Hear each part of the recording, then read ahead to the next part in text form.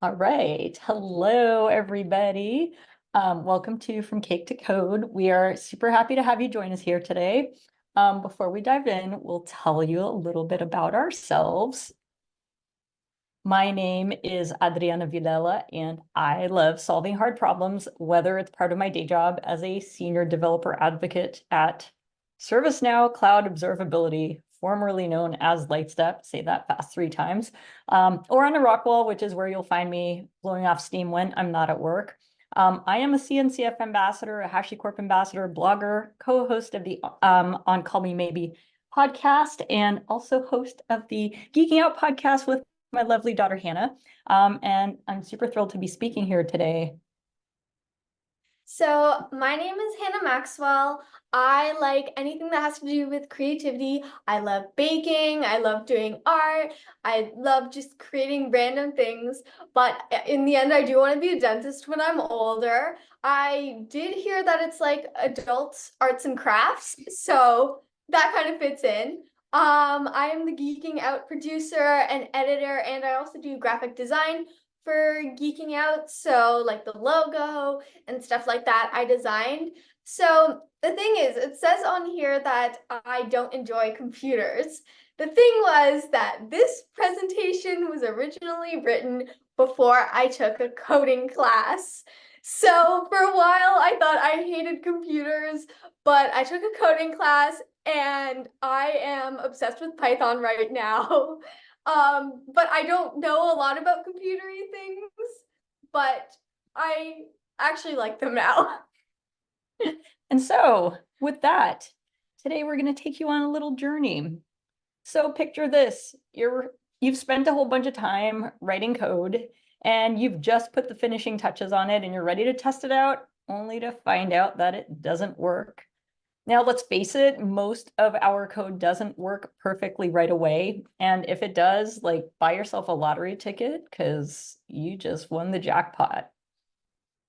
Yeah, and I actually really agree with that because, personally, when I do code, I like to run it multiple times. And also once I had a computer science test on paper and I'm like, but I can't run it, so I can't, so I know it's not going to work really because it doesn't usually work the first time. But so let's get to why we're actually here and my kind of better input on this as I know less about coding and more about baking. So I love baking. And so you might be wondering, why are we even here together? Other than maybe for me to troll my mom, because there are many things I can make fun of her as she's interesting. Oh. But as it turns out, there are many parallels between baking and coding. One of the main parallels between baking and coding is that you have to troubleshoot a lot of things when they're not working. Now, baking like code is as much of an art as it is a science. So today we're going to take you on a little journey, which will show you how to troubleshoot or how the troubleshooting process works for both making macarons, my side with baking, and coding, her side. Yes. All right.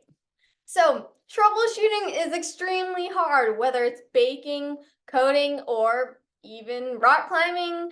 It can be a lengthy and stressful process. Yeah, tell me about it. Can totally relate on the coding front. I have been known to swear in front of the computer a lot in frustration when code isn't working the way it's supposed to. Yeah, and on the baking front, I get really frustrated with when making macarons or even anything else when it doesn't work. It's so frustrating. You take it so personally. Yes, it's really annoying. You just want something to work and you're like, I can't do this. It's really hard to get over when things don't work. You think you're close only to have it blow up in your face and you almost want to quit in frustration, but you have to take a step forward, but you take a step forward, but the next time you take 5 steps back, and it's really annoying. Whenever you try to fix a mistake, a new mistake comes, or a new problem comes. Totally. But before we get into the parallels between coding and baking, because we're going to illustrate our troubleshooting process with baking, we're going to use the mighty macaron for that. So what is a macaron? So, I've been making macarons for like, I think, like 4 years 4 years, now. yeah. Yeah, so it's basically a fancy French cookie sandwich thing. It's made with almond flour, meringues, and sugar. It's very good for you. Very delicious. Yes. And it can be filled with different flavors, icings, whatever you want. You can even slap jam or whatever inside you want, whatever tickles your fancy. So a bit about kind of the structure of a macaron. So that like bumpy part in the bottom of it, that's called the foot, and that's basically what tells you if it's a good macaron or not. And If it also, rises properly. yeah, and if it has been well mixed, and also if the top is smooth. So those are the two most important things about a macaron. And may I add, it is not macaroon or macaron. It's macaron. It's Hannah's pet peeve. Yes.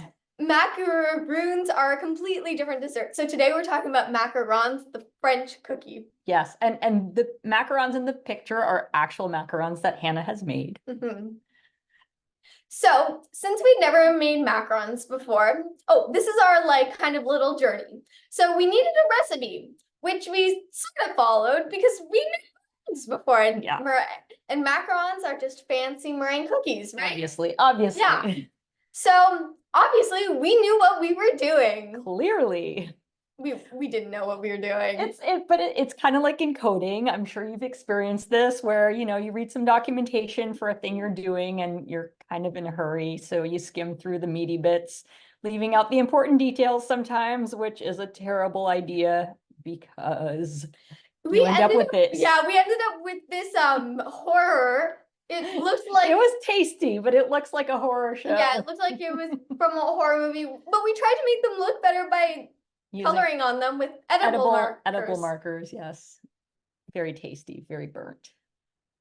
So clearly there was a problem with the recipe because we were the world's greatest bakers. Clearly. So we tried again and changed nothing. Now you can definitely see that that was one of our first mistakes. When something's not working, I think like at least look it over, change something, but we didn't change anything. So guess what happened? It failed again.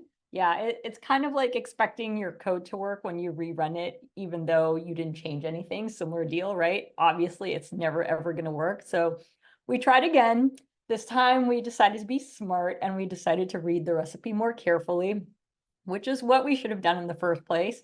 And this time we ended up with something that looked a little bit more like a macaron. Yes, this time we were getting closer, but it still wasn't quite there. The macarons weren't macaroning, and it still looked a bit wonky. We kind of got some things down, but it wasn't our favorite. So this is my favorite part of the troubleshooting process, research. I have been advised that I research a bit too much, but so this is where Google is your best friend. Read blog posts, watch videos, and if blog posts and videos don't do the trick, ask experts. I have a friend who was really good at making macarons, and so I asked her for some help. And yeah, this is just where Google is your best friend. Totally. And does this sound familiar for coding? Because Googling videos and blog posts to troubleshoot code, super handy. And sometimes you find your answer quickly. Sometimes you have to dig deep. Sometimes refining your question is the trick because you weren't asking the right question in the first place. But also, just like we saw with the baking, sometimes it does pay to have friends in high places. You hit a wall, you Googled all you can. And that's where it's useful to be part of Slack communities where you can connect one-on-one with experts to ask questions. Ain't no shame in that. Yeah, and also just like don't be ashamed of reading or researching. It doesn't mean that you are bad at it. It just means that you're human. And also there, especially with baking, there's definitely some stuff hidden in that first section where you always try to like scroll through to find the recipe about how it was Grandma Esther's recipe found in the bottom of the lake.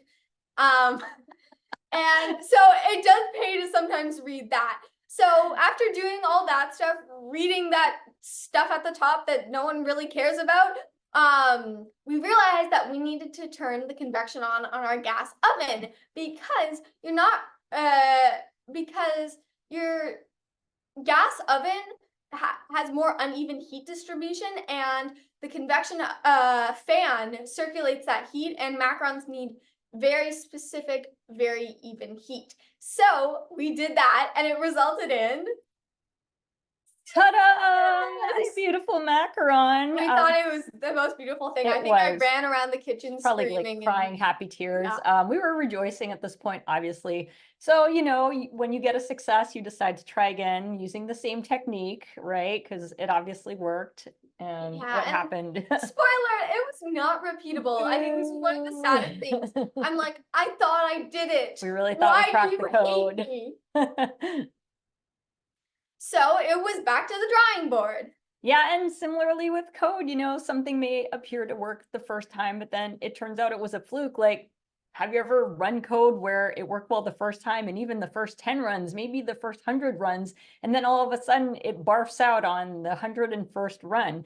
And it's so annoying, to say the least. I mean, but just as we persevere in code to figure out what the bug was, we persevered in the baking as well. Yeah, and even though we wanted to like give up and cry, and another thing about like running it a bunch of times, but then that one time it not working, it kind of reminds me of when I do Python. And and then I'm like, because we were working a lot with inputs, and I'm like, well, what if I put in this input? It's very different from the other ones, and then it all crashes. So you were testing and we hit like some weird test case, right? Yeah. Yeah. And of course it makes you cry. I definitely cry when my code doesn't work, especially when I've been working so hard at it. But we had to persevere. Yes, and then we finally ended up with This. so Okay. beautiful. Isn't it beautiful? Now, it may not look like much. Like, it's still a bit wonky. But it's macaroni. And it wasn't as nice as our first success. Our first success was shinier on top. This one was like, it had macaron acne. But it was still a success for us because it meant that we were moving forward. And at least we knew this was repeatable, and our other like crappy version, this wasn't our crappy version, and it was something that was repeatable because all we could do was repeat the crappy version, not this. Yes, so we have a repeatable uncrappy version. Yeah, and we really wanted to make it repeatable because a quote that I once heard is, an amateur does it until they can get it right, but a professional does it until they can't get it wrong. And I wanted to make sure I couldn't get it wrong. Words to live by. And it's like with code, right? The aim is to get your code to behave the same way, whether you run it once or 100 times. You need that consistency. And maybe to get there, it means that perhaps your code isn't beautiful initially, but it's a step in the right direction. You might have Macme on your code. But once you do have that solid base and you're confident in your code, it is time to do the refinement.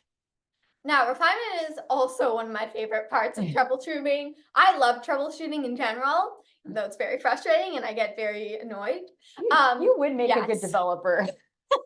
So as our macarons started to look more macaroni, it was time to improve them because we already knew it was repeatable. And so now we just needed to clean up that macne, make the color a bit better, make them beautiful, which meant it was back to more research and experimentation. Experimentation is probably the key part because if you don't experiment, you're never really going to find out what's wrong.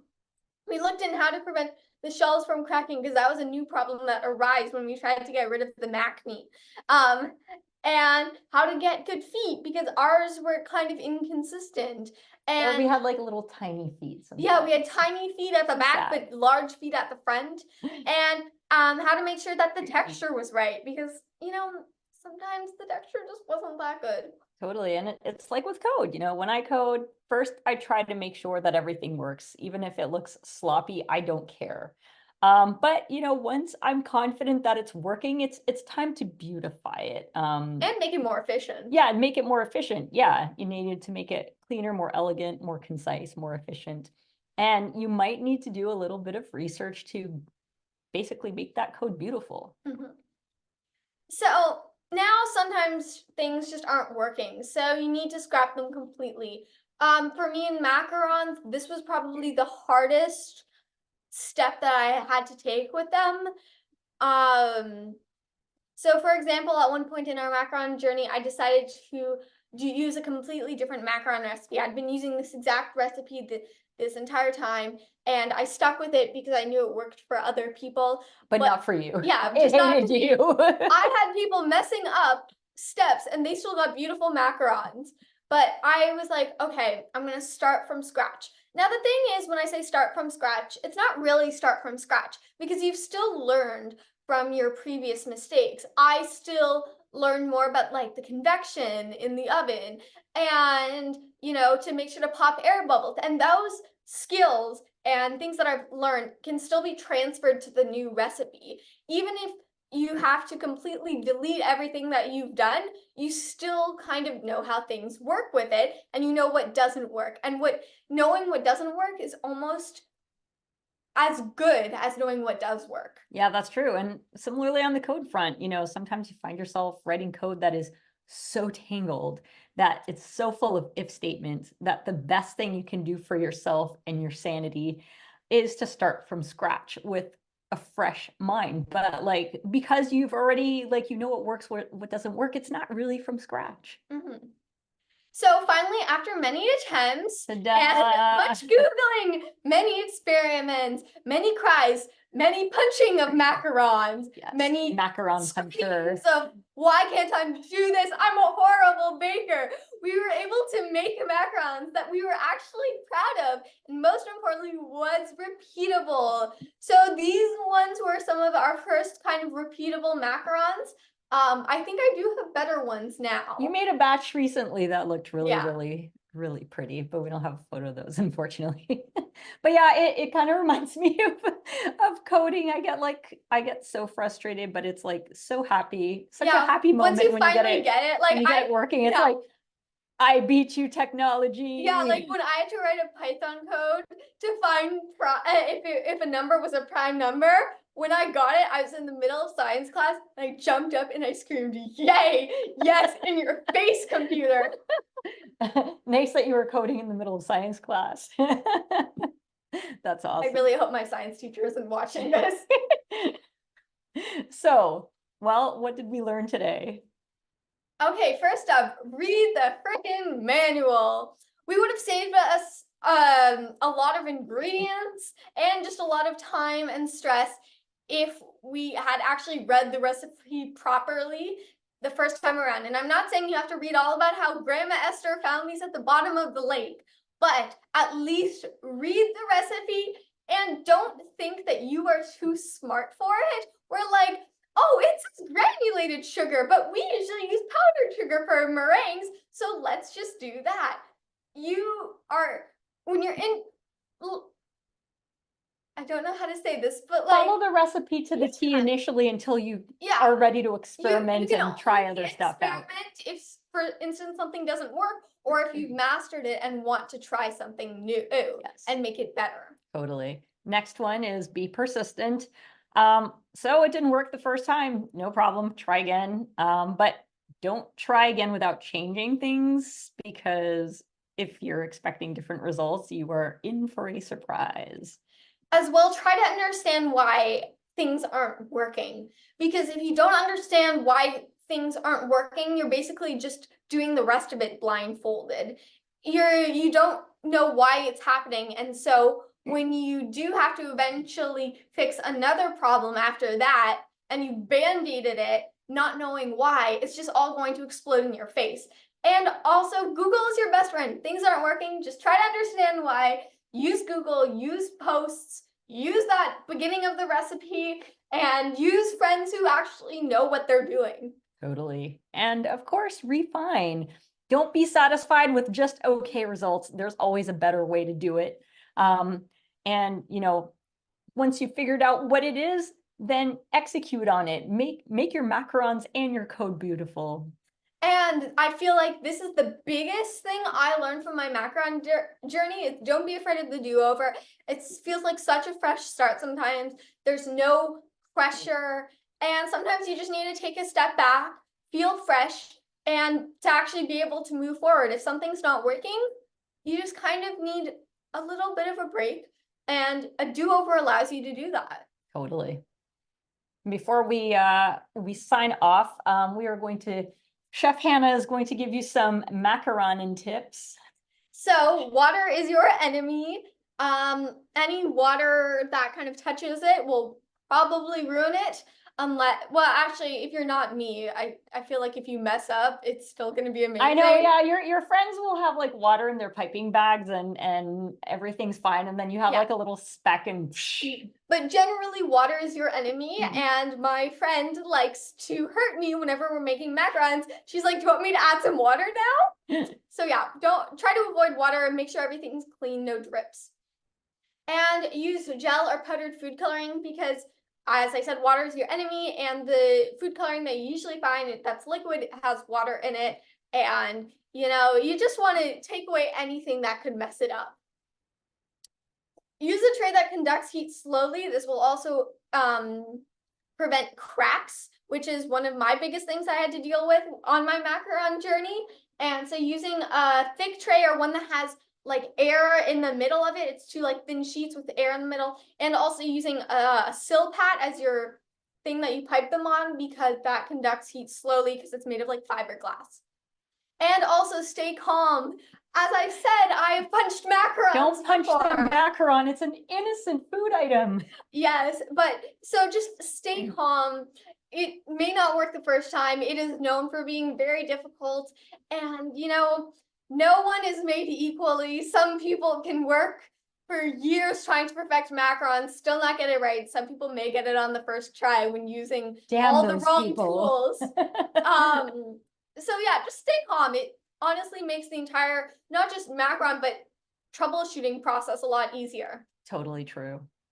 Cool. Well, whenever I do a blog post or presentation, I like to end off with a cute, cuddly animal picture. And you may have noticed the capybara theme in our presentation. So I threw in a picture of a capybara from the Hyde Park Zoo.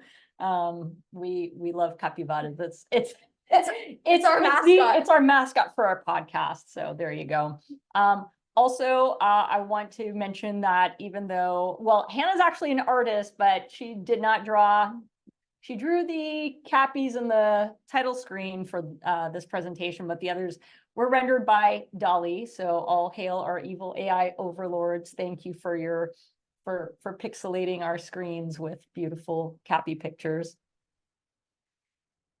And also, oh, we don't have what happened to the cappy picture? Damn it. It's gone. I don't know what happened to it. I forgot. It's okay. All right.